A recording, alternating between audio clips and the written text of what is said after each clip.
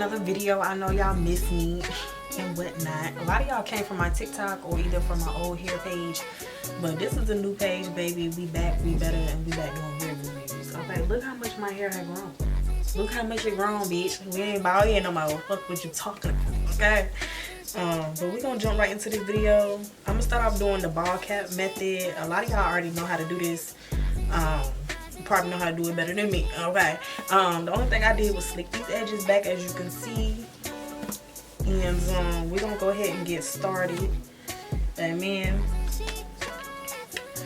And yeah, girl. And the rest is history. Just follow along, baby, because I'm really wanna die in the nighttime. Only time I feel pain when I'm feeling love. That's why I said it on my face that I'm down on. Only time you got my mind when I'm all alone. That's why I'm never really alone in the nighttime. Change hoes like clothes, I can get attached. Cause these hoes 5 toners like lit matches. I've been feeling really low, stuck in all attachments. I don't really go outside cause I hate traffic. I don't wanna go outside, get caught in traffic. I don't wanna go outside, get caught in traffic.